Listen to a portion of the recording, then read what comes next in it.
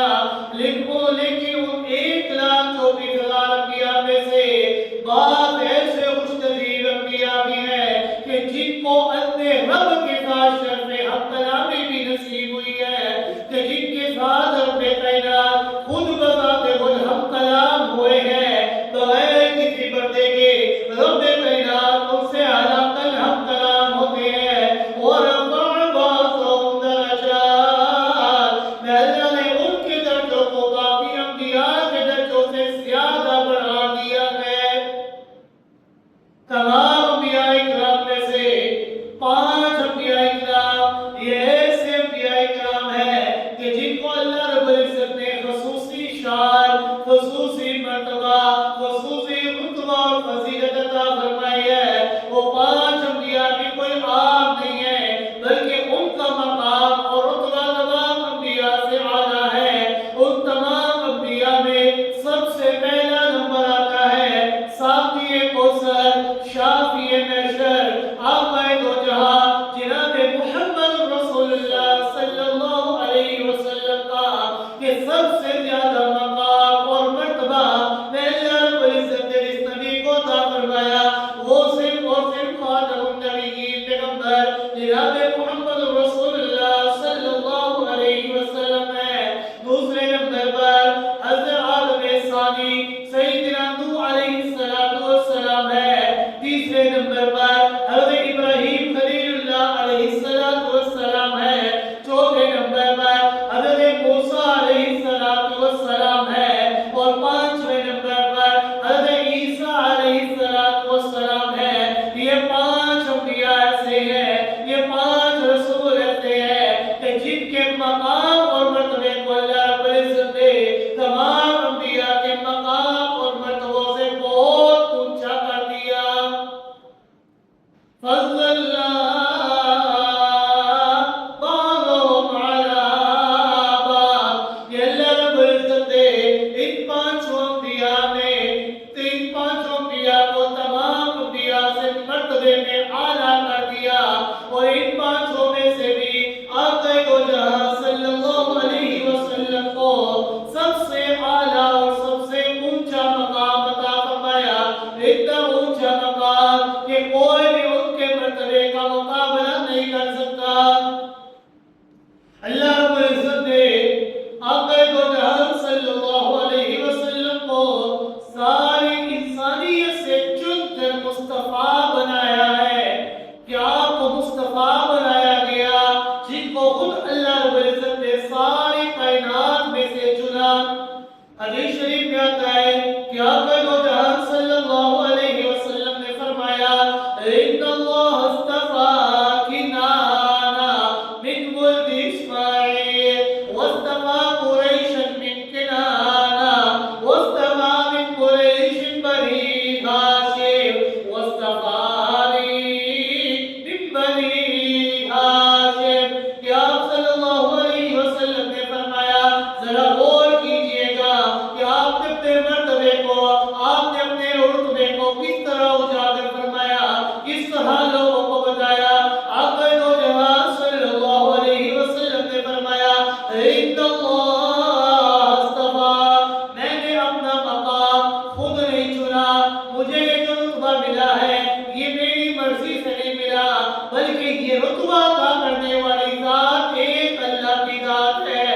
فرمایا آپ صلی اللہ علیہ وسلم نے ان اللہ اصطفیٰ کنانہ من ولد اسماعیل، کہ اللہ رب العزت نے حضرت ابراہیم خلیل اللہ علیہ السلام کی اولاد میں سے حضرت اسماعیل علیہ السلام کو چنا۔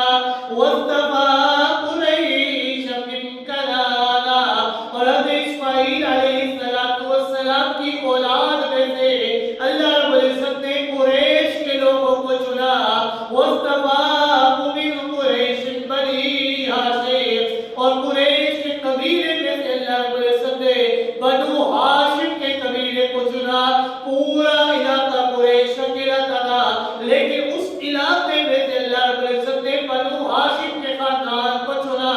واصطفانی من بنی ہاشم، اور اتنے بڑے بنی ہاشم کے خاندان میں سے اللہ رب العزت نے مجھے محمد رسول اللہ صلی اللہ علیہ وسلم کو چنا، اور مجھے خاتم النبیین پیغمبر بنا دیا۔ یہ جو مجھے رتبہ، یہ جو مجھے مقام، فضیلت اور عظمت ملی ہے، یہ ساری چیزیں عطا کرنے والی ذات ایک اللہ کی ذات ہے۔ کہ اللہ نے حضرت ابراہیم کی اولاد میں سے حضرت اسماعیل کو چنا، حضرت اسماعیل کی اولاد میں سے بنو قریش کو چنا، اور بنو قریش میں سے بنو ہاشم کو چنا، اور بنو ہاشم میں سے مجھ محمد رسول اللہ صلی اللہ علیہ وسلم کو چن کر مصطفیٰ بنا دیا۔ آپ صلی اللہ علیہ وسلم کی ولادت باسعادت سے سینکڑوں سال پہلے ہی حضرت ابراہیم خلیل اللہ علیہ السلام نے بنائے کعبہ کے وقت اپنی دعاؤں کے اندر آپ کا تذکرہ فرمایا ہے کہ جس وقت حضرت ابراہیم خلیل اللہ علیہ السلام کعبۃ اللہ کی تعمیر فرما رہے تھے، کعبۃ اللہ کی اینٹیں جوڑ رہے تھے، اس وقت اپنی دعاؤں کے اندر آپ نے خاتم النبیین پیغمبر جناب محمد رسول اللہ صلی اللہ علیہ وسلم کا تذکرہ فرمایا. جیسا کہ آپ صلی اللہ علیہ وسلم نے ارشاد فرمایا انا دعوت ابی ابراہیم وبشارت اخی عیسی ورؤیا امتی التي رات. کہ آپ صلی اللہ علیہ وسلم نے فرمایا میں اپنے جد امجد حضرت ابراہیم خلیل اللہ علیہ السلام کی دعاؤں کا ثمرہ ہوں.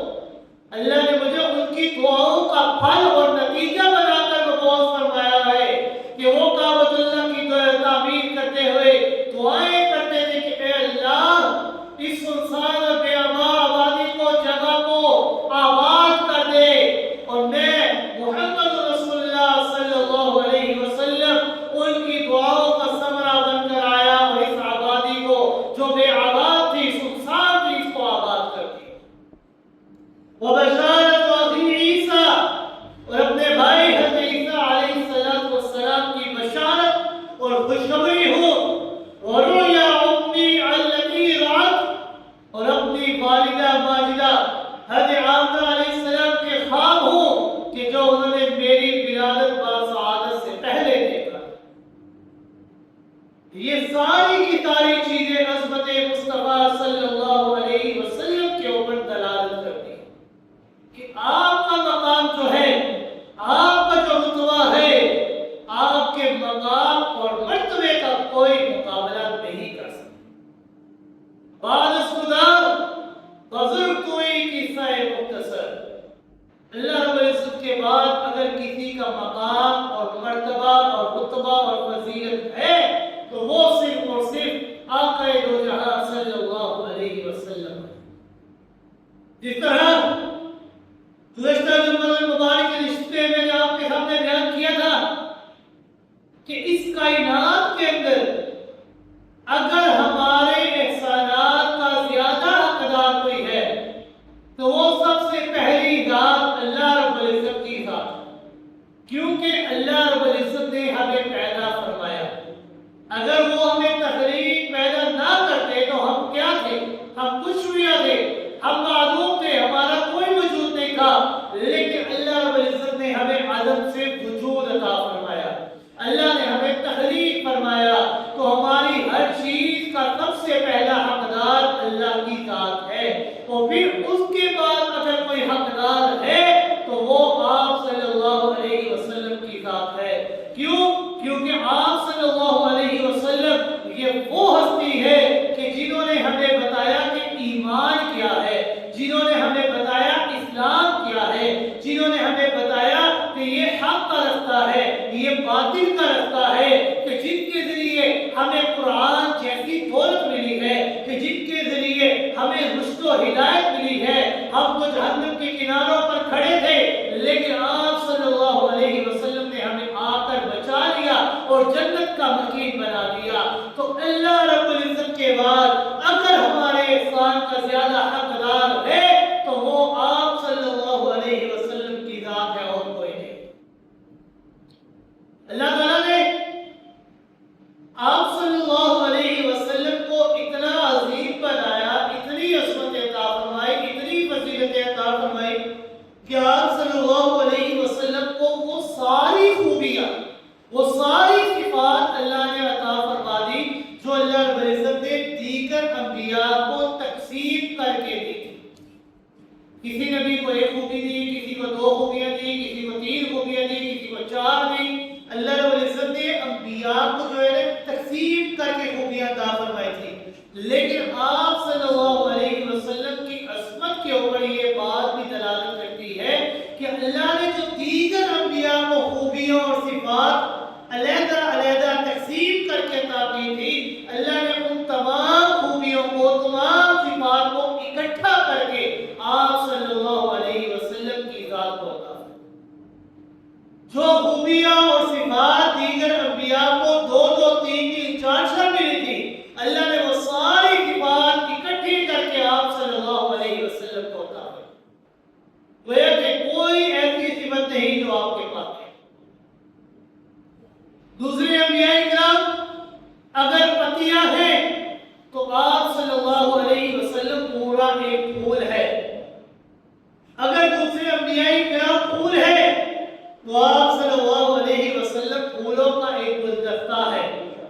جس طرح ایک گلدستے کے اندر باغ کے سارے پھول ہوا کرتے ہیں، باغ کی ساری رعنائیاں ہوا کرتی ہیں، باغ کی ساری خوشبوئیں اس گلدستے کے اندر اکٹھی ہو جاتی ہے، اسی طرح اللہ رب العزت نے آپ صلی اللہ علیہ وسلم کے اندر وہ ساری خوبیاں جمع کر دی اور ایک سدا بہار گلدستہ تیار کر دیا۔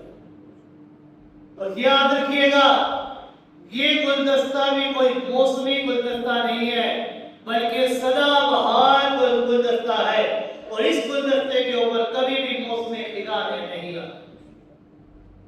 کسی شاعر نے کیا خوب کہا ہے، حسن یوسف رب عیسیٰ ید بیضا داری، حسن یوسف رب عیسیٰ ید بیضا داری، آنچ خوبا ہما دارت تو تنہا داری۔ اللہ رب العزت نے حضرت یوسف کو حسن عطا فرمایا، حضرت موسیٰ کے ہاتھوں سے روشنی نکالی، حضرت عیسیٰ کو خون روشن فرمایا۔ اللہ رب العزت نے جو ان کو ایک ایک دو دو خوبیاں عطا فرما دی، اللہ رب العزت نے وہ تمام خوبیوں کو اکٹھا کر کے تو تنہا داری آپ صلی اللہ علیہ وسلم کی ذات کے اندر بٹھا۔ جتنی خوبیاں اللہ نے دیگر انبیاء کو عطا فرمائی، وہ ساری خوبیوں کو اکٹھا کر کے آپ صلی اللہ علیہ وسلم کی صورت میں ایک سدا بہار گلدستہ تیار کر دیا۔ اور یہ ایسا سدا بہار گلدستہ ہے کہ اس کے اندر حضرت آدم علیہ السلام کی انابت بھی موجود ہے۔ یہ ایسا سدا بہار گلدستہ ہے کہ اس کے اندر نوح علیہ السلام کی استقامت بھی موجود ہے۔ یہ ایسا گلدستہ ہے کہ اس گلدستے کے اندر درس ادریس بھی موجود ہے۔ یہ ایسا گلدستہ ہے کہ اس گلدستے کے اندر تدبیر شید بھی موجود ہے۔ یہ ایسا گلدستہ ہے کہ اس گلدستے کے اندر علم خلیل بھی موجود ہے۔ یہ ایسا سدا بہار گلدستہ ہے کہ اس گلدستے کے اندر علم اسماعیل بھی موجود ہے۔ یہ ایسا سدا بہار گلدستہ ہے کہ اس گلدستے کے اندر نالہ یعقوب بھی موجود ہے، صبر ایوب بھی موجود ہے، ہدیہ ہود بھی موجود ہے، لحم داؤد بھی موجود ہے، شکوہ سلیمان بھی موجود ہے، حکمت لقمان بھی موجود ہے، وفائے خلیل بھی موجود ہے، ادائے اسماعیل بھی موجود ہے، زکریا کی دعا بھی موجود ہے، یونس کی دعا بھی موجود ہے، موسیٰ کا کمال بھی موجود ہے، یوسف کا جمال بھی موجود ہے، عیسیٰ کا غنا بھی موجود ہے، یحییٰ کا تقوی بھی موجود ہے، اور کنواری مریم کی حیا بھی موجود ہے۔ یہ ایسا سدا بہار گلدستہ ہے کہ اللہ رب العزت نے دیگر تمام انبیاء کو جو صفاتیں ایک ایک دو دو کر کے عطا کی تھی، اللہ نے وہ ساری صفات، ساری خوبیاں اکٹھا کر کے آپ صلی اللہ علیہ وسلم کی ذات مبارک کے اندر رکھی۔ یہ آپ صلی اللہ علیہ وسلم کی ذات یہ ایسی ذات ہے کہ آپ کی عظمت، آپ کی شان، آپ کے مرتبے اور مقام کا مقابلہ کوئی نہیں کر سکتا۔ غرض ہے کہ جو کچھ بھی اللہ رب العزت نے اگلے انبیاء اور صلحاء کو عطا فرمایا، وہ سب کچھ اللہ رب العزت نے تنہا ذات محمد رسول اللہ صلی اللہ علیہ وسلم میں جمع فرما دیا۔ بلکہ میں تو یہ بات بھی کہوں گا کہ اگلے انبیاء اکرام کو جو کچھ ملا ہے وہ سب کچھ صفات محمد رسول اللہ صلی اللہ علیہ وسلم کا پرتو اور عکس تھا۔ آپ صلی اللہ علیہ وسلم یہ مرکز ہے اور وہ دائرہ ہے۔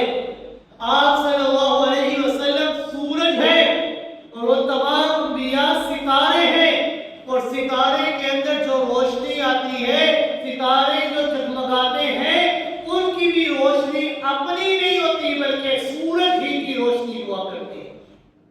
یعنی آپ صلی اللہ علیہ وسلم یہ سورج ہے اور دیگر انبیاء اکرام یہ ستارے اور ستارے ان کی طرح ہے، اور ان کی روشنی بھی آپ صلی اللہ علیہ وسلم کے وجود سے ہوتی ہے۔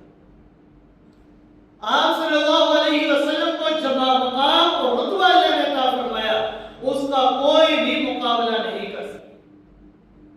یاد رکھیے گا، اللہ رب العزت نے دیگر انبیاء کو جتنی صفات عطا فرمائی، اللہ نے وہ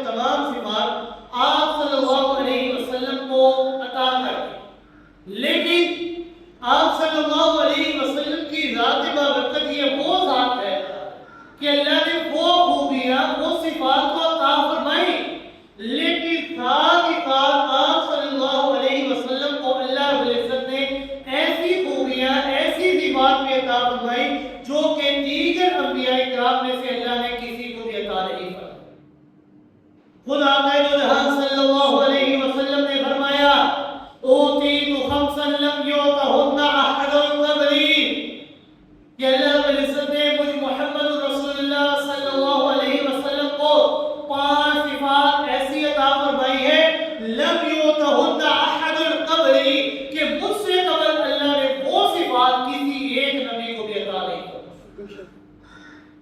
وہ کون سی صفات ہے؟ نصرت بالرعب مسیرۃ شہر کہ اللہ رب العزت نے مجھے 1 مہینے کی مسافت سے رعب اور دبدبہ عطا فرمایا، یعنی اتنے دور کے جو علاقے ہیں کہ میں اگر ان علاقوں کی طرف جانا چاہوں تو مجھے 1 مہینہ لگ جائے، وہاں پر بھی اللہ رب العزت نے میرا رعب اور میرا دبدبہ پہنچا دیا۔ یہ صفت اللہ نے اور کسی نبی کو عطا نہیں کی۔ دوسری چیز وَجُعِلَتْ لِيَ الْأَرْضُ كُلَّهَا مَسْجِدًا وَطَهُورًا کہ اللہ رب العزت نے میرے لیے اور میری امت کے لیے ساری روئے زمین کو سجدہ گاہ بنا دیا ہے اور پاکیزہ بنا دیا ہے کہ آپ جہاں پر چاہیں نماز ادا کر سکتے ہیں، مٹی سے آپ وضو کر سکتے ہیں، تیمم کر سکتے ہیں۔ اللہ نے ساری زمین کو میرے اور میری امت کے لیے سجدہ گاہ اور پاکیزہ بنا دیا۔ وَأُحِلَّتْ لِيَ الْمَغَانِمُ اور اللہ رب العزت نے میرے لیے مال غنیمت کے مال کو حلال کر دیا کہ اس سے قبل دیگر انبیاء ان کی امت کے لوگ جب جہاد کیا کرتے تھے تو جو مال غنیمت ملتا اس کو پہاڑوں کے اوپر رکھ دیا کرتے تھے، ایک بیوی آتی اچھل کر لے جایا کرتی تھی، لیکن میری اور میری امت کی یہ خصوصیت ہے کہ اللہ رب العزت نے میرے اور میری امت کے لیے اس مال غنیمت کو بھی حلال کر دیا۔ چوتھی چیز وَأُعْطِيتُ الشَّفَاعَةَ کہ اللہ رب العزت نے مجھے شفاعت عامہ کا اختیار دیا ہے کہ کل قیامت والے دن میں اپنی امت کے گناہگاروں کی سفارش کر کے انہیں جنت کا وکیل بناؤں۔ اور پانچویں چیز وَكَانَ النَّبِيُّ يُبْعَثُ إِلَىٰ قَوْمِهِ خَاصَّةً وَبُعِثْتُ إِلَى النَّاسِ عَامَّةً کہ اللہ رب العزت نے کم و بیش 1,24,000 انبیاء کرام کو مبعوث فرمایا۔ تمام لوگ تمام انبیاء کے اوپر ایمان اور اسلام رکھتے ہیں کہ ہر نبی سچا ہے، انہوں نے آ کر اپنی اپنی قوم کو، اپنے اپنے وقت کے لوگوں کو اللہ کا اعلان، اللہ کی دعوت لوگوں تک پہنچائی کہ اللہ کے علاوہ کوئی معبود نہیں، اللہ کے علاوہ کوئی مسجود نہیں، اللہ کے علاوہ کوئی داتا نہیں، کوئی دستگیر نہیں۔ تمام کے تمام انبیاء نے اپنی اپنی قوم کو، اپنی اپنی امت کو پیغام اللہ کا پہنچا دیا، اللہ کا پیغام پہنچا دیا، لیکن آپ صلی اللہ علیہ وسلم یہ وہ واحد نبی ہے کہ تمام انبیاء اپنی اپنی امت کے پاس آئے، تمام انبیاء اپنے اپنے وقت میں اپنی اپنی قوم کے پاس آئے، اپنے لوگوں کے پاس آئے، لیکن آپ دو جہان صلی اللہ علیہ وسلم یہ وہ نبی ہے، یہ وہ خاتم النبیین پیغمبر ہے، یہ وہ ساقی کوثر ہے، یہ وہ شافی محشر ہے کہ اللہ رب العزت نے انہیں ایک قوم کے پاس، ایک امت کے پاس، چند لوگوں کے پاس نہیں بھیجا، بلکہ اللہ رب العزت نے انہیں تمام اقوام عالم کی طرف مبعوث فرمایا کہ قیامت کے دن تک جتنے بھی لوگ آئیں گے ان تمام لوگوں کا جو نبی ہوگا وہ آقا دو جہاں صلی اللہ علیہ وسلم ہوں گے۔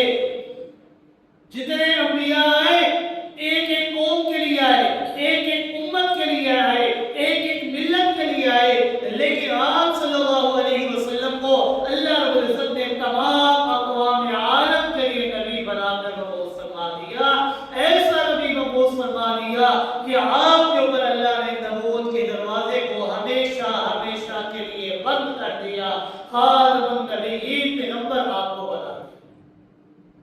اللہ رب العزت نے دیگر انبیاء کو جو صفات عطا فرمائی ان کو اکٹھا کر کے تنہا ذات محمد رسول اللہ صلی اللہ علیہ وسلم میں پنہا کر دیا، لیکن ساتھ ہی ساتھ اللہ رب العزت نے 5 ایسی صفات بھی عطا فرمائی جو صرف اور صرف آپ صلی اللہ علیہ وسلم کو عطا فرمائی اور کسی دیگر نبی کو اللہ نے عطا نہیں۔ ذرا غور فرمائیے گا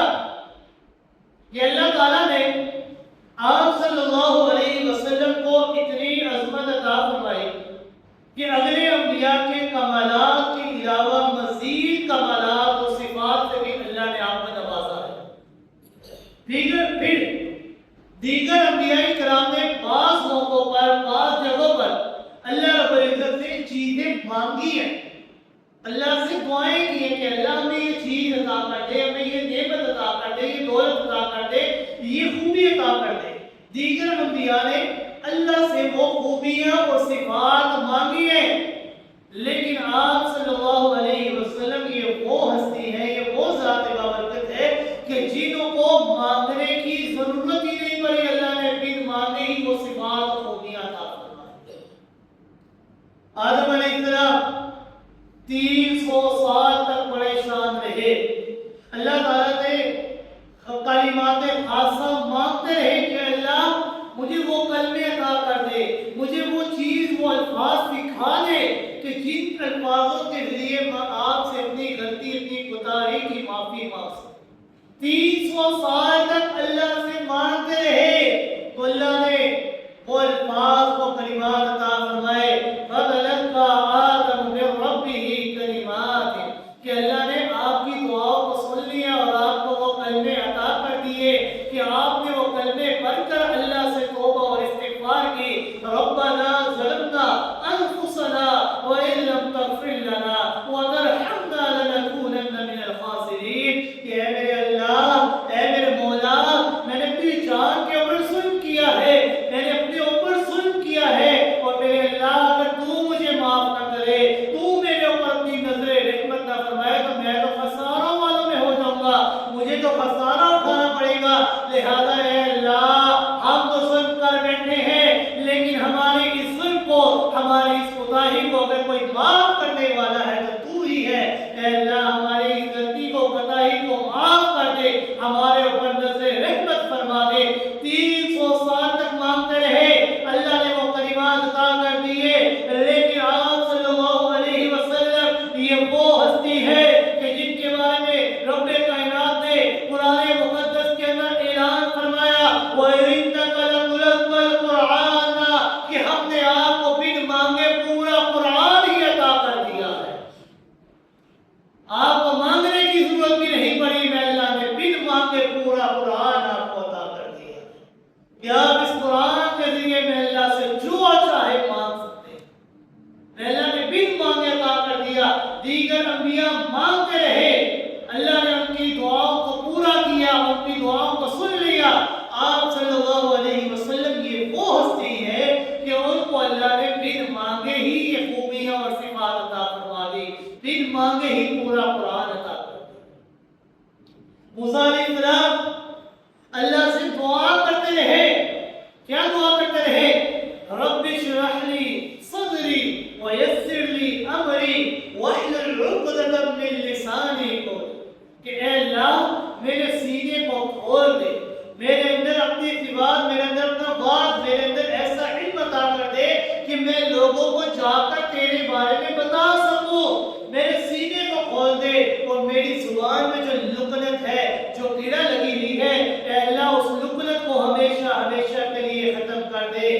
لیکن آپ صلی اللہ علیہ وسلم یہ وہ ہستی ہے کہ ان کو مانگنے کی ضرورت نہیں پڑی، بلکہ رب کائنات نے بن مانگے عطا کی۔ الم نشرح لک صدرک، اے میرے محبوب پاک پیغمبر صلی اللہ علیہ وسلم، کیا میں اللہ نے آپ کے سینے کو کھول نہیں دیا؟ کہ میں اللہ نے آپ کے اندر علم عطا نہیں کیا؟ الم نشرح لک صدرک، میں اللہ نے آپ کے سینے کو بن مانگے ہی کھول دیا۔ وہ مانگتے رہے، مانگ کر اپنے سینے کو کھلوایا، میں اللہ نے بن مانگے ہی آپ کے سینے کو کھول دیا۔ حضرت موسیٰ علیہ السلام کو بوجھ اٹھانے کے لیے ساتھی کی ضرورت تھی، وزیر کی ضرورت تھی کہ کوئی میرا ساتھی بن جائے۔ حضرت موسیٰ علیہ السلام نے اللہ سے دعا کی، وَاجْعَلْ لِي وَزِيرًا مِّنْ أَهْلِي، کہ اے اللہ میرے خاندان میں سے، میرے جو گھر ہے اس میں سے میرے بھائی کو جو ہے نا میرا ساتھی، میرا وزیر بنا دے۔ حضرت ہارون علیہ السلام کو میرا ساتھی بنا دے تاکہ ہم بوجھ کو آپس میں برابر برابر تقسیم کر سکے۔ میں اکیلا یہ بوجھ کیسے اٹھاؤں گا؟ لیکن اللہ رب العزت نے آپ صلی اللہ علیہ وسلم کی جب باری آتی ہے تو رب کائنات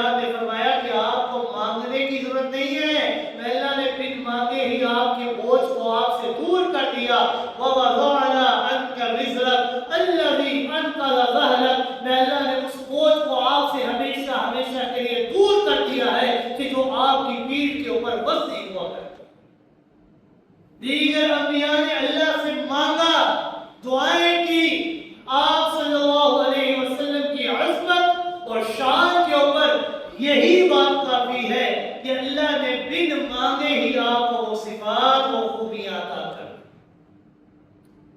کوہ طور پر حضرت موسیٰ علیہ السلام اپنی قوم سے پہلے پہنچ جاتے، اللہ رب العزت نے حضرت موسیٰ علیہ السلام سے سوال کیا، ماں آجرت قائد قومی کا یا موسیٰ، کہ موسیٰ کیا ہوا ہے کہ آپ اتنی جلدی بھاگتے ہوئے کیوں آئے ہیں کہ آپ کی قوم پیچھے رہ گئی اور آپ اکیلے جلدی جلدی آگے آ گئے؟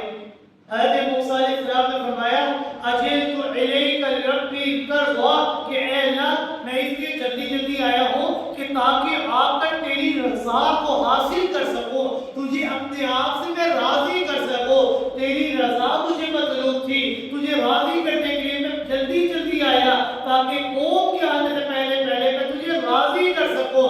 حضرت موسیٰ علیہ السلام اللہ کی رضا کے طالب تھے، اللہ کی رضا کو چاہنے والے تھے کہ اے اللہ مجھ سے راضی ہو جا، لیکن جب باری آتی ہے ہمارے پیغمبر آقا دو جہاں ساقی کوثر شافی محشر خاتم النبیین پیغمبر کی، تو اللہ رب العزت قانون کو ہی تبدیل کر دیتے ہیں۔ رب کائنات دو سورتوں کے اندر اعلان فرماتے ہیں، سورۃ اللیل کے آخر میں فرماتے ہیں وَلَسَوْفَ يَرْضَىٰ، اور سورۃ الضحیٰ کی آیت نمبر 5 میں فرماتے ہیں وَلَسَوْفَ يُعْطِيكَ رَبُّكَ فَتَرْضَىٰ، کہ اے میرے محبوب پیغمبر صلی اللہ علیہ وسلم، میں اللہ آپ کو اتنا عطا کروں گا، میں اللہ آپ کو اتنا دوں گا، اتنی رحمت اور نعمتوں سے نوازوں گا کہ آپ کو میں اللہ کو راضی کرنے کی ضرورت نہیں پڑے گی، بلکہ میں اللہ خود آپ سے راضی ہو جاؤں گا۔ دیگر انبیاء کرام کوشش کرتے ہیں کہ اللہ ہم سے راضی ہو جائے، لیکن آپ صلی اللہ علیہ وسلم یہ وہ ہستی ہے جن کو اللہ نے وہ مقام اور رتبہ عطا فرمایا کہ خود اللہ رب العزت فرما رہے ہیں کہ اللہ، کہ میرے محبوب پیغمبر صلی اللہ علیہ وسلم، میں اللہ آپ کی رضا کو چاہتا ہوں کہ آپ مجھ رب سے راضی ہو جائیں۔ وَلَسَوْفَ يُعْطِيكَ رَبُّكَ فَتَرْضَىٰ، یہ قریب میں آپ کو اتنی نعمتوں اور رحمتوں سے نوازوں گا، فَتَرْضَىٰ، کہ آپ مجھ رب سے راضی ہو جائیں۔ جتنے بھی انبیاء تھے اللہ نے تمام انبیاء کو مقام، مرتبہ، فضیلت، عظمت عطا فرمائی۔ ہم لوگ کسی ایک نبی کی بھی قدموں کی بات کا مقابلہ نہیں کر سکتے، تمام کا مقام اور مرتبہ اللہ نے بہت بلند رکھا ہے۔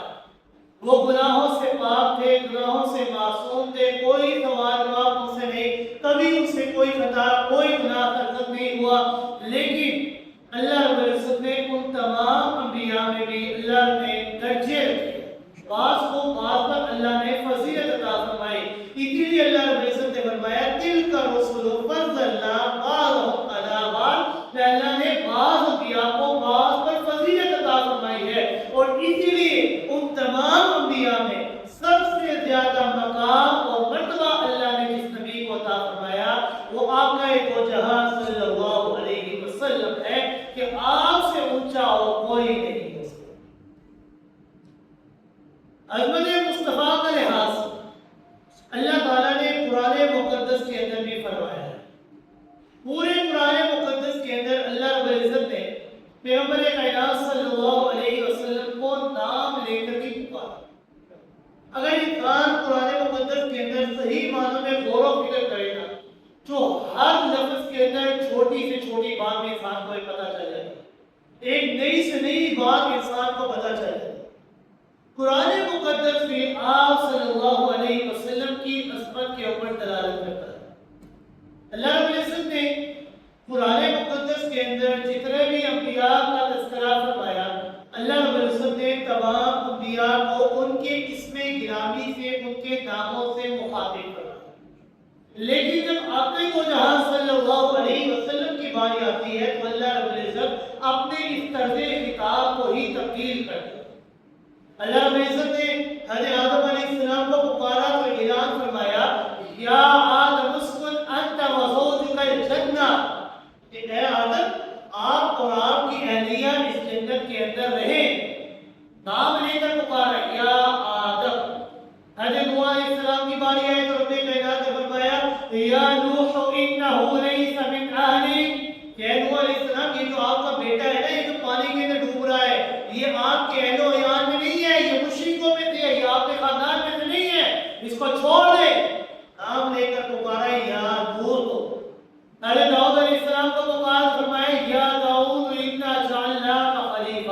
کہ ہم آپ کو زمین پر خلیفہ بنا.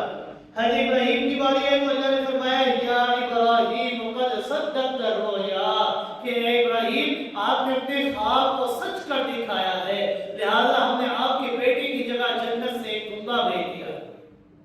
نام لے کر پکارا یا ابراہیم ما تلك بيمينك يا موسى يا عيسى إني متوفيك ورافعك إلي يا زكريا إنا نبشرك بغلام اسمه يحيى. اللہ نے جتنے بھی انبیاء کا تذکرہ فرمایا تمام انبیاء کا نام لے کر ان کو مخاطب کیا. اللہ نے ان کے نام لے کر ان کو خطاب کیا کہ آپ سے بات کر رہا ہوں، آپ کے مخاطب ہو. لیکن جب باری آتی ہے آقا دو جہاں صلی اللہ علیہ وسلم کی، خاتم النبیین پیغمبر کی، تو اللہ رب العزت اپنے طرز خطاب کو تبدیل کر دیتے ہیں. رب کائنات کبھی قرآن مقدس کے اندر فرماتے ہیں یا ایھا الرسول بلغ ما انزل الیک من ربک، اے میرے رسول ہم نے جو آپ کے اوپر نازل فرمایا ہے، ہم نے جو آپ کو پیغام دیا ہے، میرے اس پیغام کو تمام لوگوں تک پہنچائیے. کس طرح مخاطب کیا یا ایھا الرسول، اے میرے رسول، اے میرے بھیجے ہوئے. ایک جگہ پر اللہ نے خطاب کیا یا ایھا النبی انا ارسلناک شاہدا ومبشرا ونذیرا. یا ایھا النبی کہ اے نبی ہم نے آپ کو خوشخبری دینے والا، ہم نے آپ کو گواہی دینے والا، ہم نے آپ کو ڈرانے والا بنا کر بھیجا. کس طرح خطاب کیا یا ایھا النبی. ایک جگہ پر فرمایا یا ایھا المزمل، اے چادر اوڑھنے والے قم اللیل الا قلیلا، راتوں کو جاگا کرے، کھڑے ہوا کرے لیکن تھوڑی دیر. یا ایھا المدثر قم فانذر وربک فکبر. جہاں پر بھی اللہ رب العزت نے آپ صلی اللہ علیہ وسلم سے خطاب فرمایا وہاں پر اللہ رب العزت نے اپنے اس طرز خطاب کو تبدیل کیا. کیوں تبدیل کیا؟ کہ تاکہ لوگوں کو پتا چل جائے کہ آپ سے ایسا عظیم اس کائنات کے اندر کوئی نہیں. آپ نے ایسا مقام اور مرتبہ اللہ رب العزت نے کسی اور کو عطا نہیں کیا. حتیٰ کہ اللہ رب العزت نے صحابہ کرام کو قرآن مقدس کے اندر حکم دیا. کیا حکم دیا؟ یا ایھا الذین آمنوا لا ترفعوا اصواتکم فوق صوت النبی ولا تجهروا له بالقول كجهر بعضکم لبعض ان تحبط اعمالکم وانتم لا تشعرون. کہ اے میرے نبی کے ساتھیوں، اے ایمان والو، اپنی آوازوں کو میرے نبی، میرے محبوب، میرے حبیب کی آواز سے بلند نہ کرنا. کیوں؟ کیونکہ جب تم میرے حبیب کی آواز سے اپنی آواز کو بلند کرو گے تو تمہیں پتہ بھی نہیں چلے گا، میں اللہ تمہارے سارے اعمالوں کو ضائع کر دوں. ذرا غور کیجئے، آپ جانتے ہیں کہ صحابہ کرام رضوان اللہ تعالی علیہم اجمعین پیغمبر کائنات صلی اللہ علیہ وسلم کا کتنا ادب و احترام کرتے تھے. ہم سے زیادہ ادب و احترام وہ آپ صلی اللہ علیہ وسلم کرتے تھے. ہمیں تو پرواہ نہیں، ہمیں تو سجا سجایا پلیٹ کے اندر ایمان مل گیا، ہمیں تو اس ایمان کی قدر نہیں ہے. لیکن ان سے پوچھئے کہ جنہوں نے اپنی جانوں کو نچھاور کیا ہے آپ صلی اللہ علیہ وسلم کی ذات مبارک، کہ صحابہ کرام آپ کی ذات کا اتنا ادب و احترام کیا کرتے تھے کیونکہ ان کی محبت سچی تھی. وہ بے نبی کے بارے میں سوچ بھی نہیں سکتے تھے، لیکن اللہ رب العزت نے پھر بھی ان کو تنبیہ فرمائی کہ اگر بے خیالی کے اندر بھی تمہاری آواز میرے نبی کی آواز سے اونچی ہو گئی نا، میں اللہ تمہارے سارے اعمال کو ضائع کر دوں. اب ذرا سوچئے صحابہ کرام کے اعمال کتنے قیمتی تھے، کتنے اعلیٰ تھے. ان کا جہاد یہ کتنا قیمتی تھا، ان کی نمازیں کتنی قیمتی تھی، ان کے روزے کتنے قیمتی تھے، ان کے صدقات کتنے اعلیٰ تھے.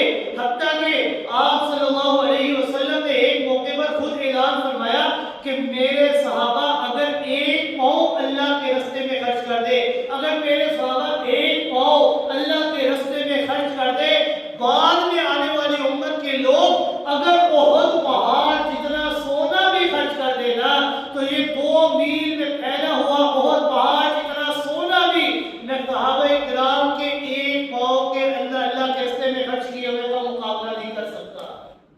یعنی ایک پاؤ اللہ کے راستے میں خرچ کرے اور ایک طرف بہت پہاڑ جتنا سونا بھی اللہ کے راستے میں خرچ کر دے تو یہ ایک پاؤ کا مقابلہ نہیں کر سکتے. تو ان کے اعمال کتنے قیمتی ہوں گے. لیکن اللہ ان کو بھی تنبیہ فرما رہے ہیں کہ اگر بے ادبی کے اندر، بے خیالی کے اندر بھی تمہاری آواز میرے نبی کی آواز سے اونچی ہو گئی، میں اللہ تمہارے اعمال بھی ضائع کر. ذرا سوچئے ہم لوگ کس خاطر ہیں؟ ہم اپنے نبی کا احترام، ہم اپنے نبی کے ادب کتنا کرتے ہیں. ہم ان کا نام لیتے ہیں اپنی زبانوں سے تو ہمیں پتہ بھی نہیں چلتا. آپ صلی اللہ علیہ وسلم یہ وہ ہستی ہے کہ جنہوں نے ہمیں اس دین کے بارے میں بتایا، جنہوں نے ہمیں اٹھنے بیٹھنے سونے جاگنے چلنے پھرنے ہر چیز کے گفتگو کے آداب ہر چیز کے بارے میں سکھایا. ہم لوگ تو جہنم کے کنارے پر کھڑے تھے، لیکن آپ صلی اللہ علیہ وسلم نے آ کر ہمیں جنت کا راستہ دکھایا کہ اے لوگوں یہ حق کا راستہ ہے، اللہ کے راستے پر چلو. جب تم اللہ کے راستے کے اوپر چلو گے تو اس دنیا کے اندر بھی کامیابی تمہارے قدم چومے گی اور آخرت میں بھی اللہ تمہیں کامیاب کریں گے.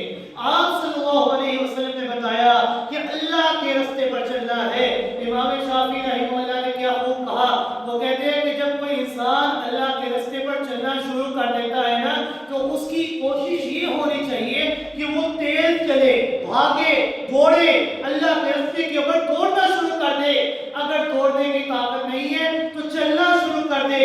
اگر چل نہیں سکتا تو بیٹھ کر چلنا شروع کر دے، گھسیٹنا اپنے آپ کو شروع کر دے. لیکن جو واپسی کا خیال ہے نا وہ اپنے ذہن میں کبھی نہ لے کر آئے کہ میں نے اللہ کے راستے کو چھوڑ کر واپسی کا خیال کبھی بھی اپنے ذہن میں نہیں لانا. توڑ نہیں سکتے پیدل چلو، پیدل نہیں چل سکتے تو اپنے وجود کو گھسیٹو، لیکن مرنا تم نے اللہ کے راستے کے اوپر ہے.